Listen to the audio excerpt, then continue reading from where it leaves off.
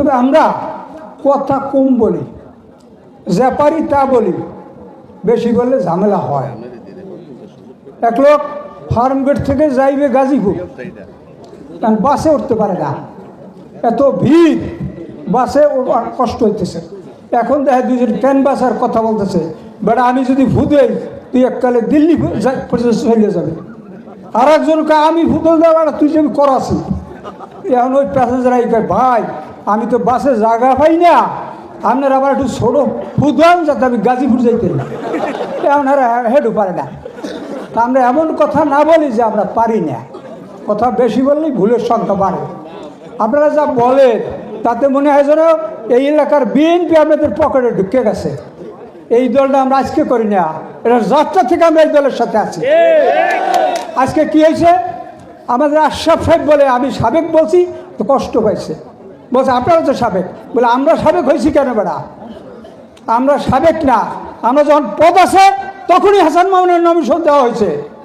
আমরা দল নমিনেশন দিছি, কেন্দ্র তার নানা রাজনৈতিক কারণ আছে, ওগুলো আমি ব্যাখ্যা করতে চাই না, সব আমরা জানি।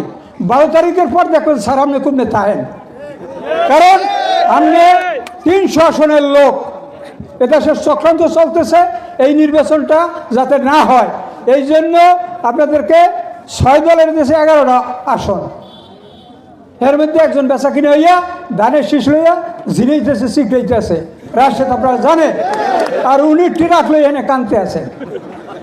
তাহলে আপনি কন্যাই, আপনি তো বলছেন কি যে বিএনপির হাতে স্টারিং দেওয়া যাবে না, বলছেন না? আপনি হালে ওই যেইলেও হেই কদু হইবে, কদু উঠাইবেন আমনে, আর আপনি এক কইছেন ওই যে একজন আমাদের নেত্রী বলছে যে আপনি বলছেন খুতরুকে 5-10টা আসন নিয়া খুতকুরা খাই না, এখন কি তুষ খাইতে আছেন?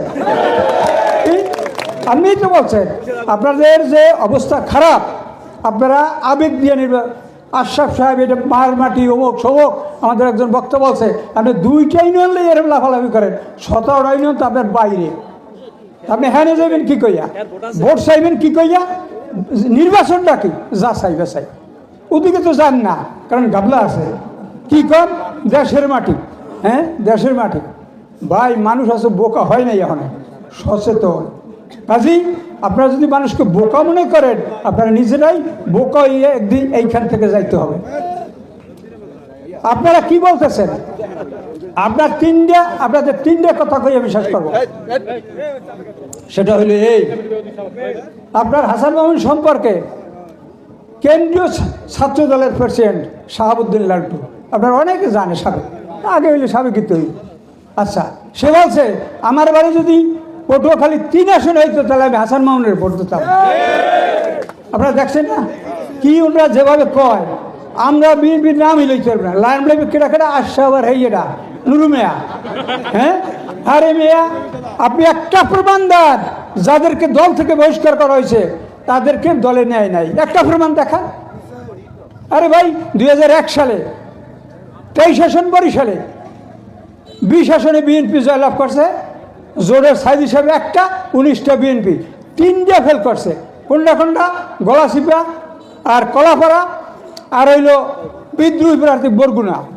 হে যেদিন বিদ্রোহী প্রার্থী সমৃদ্ধ হয়েছে, পাশ করছে, বিজয় করছে, তারপর দিন তো তারা ঢাকা নিয়া হে ওই ইটে গেছে গোপালগঞ্জে যাইয়া সেই কবর জয়ারত করিয়া হে কই হার বহিষ্কার আছে।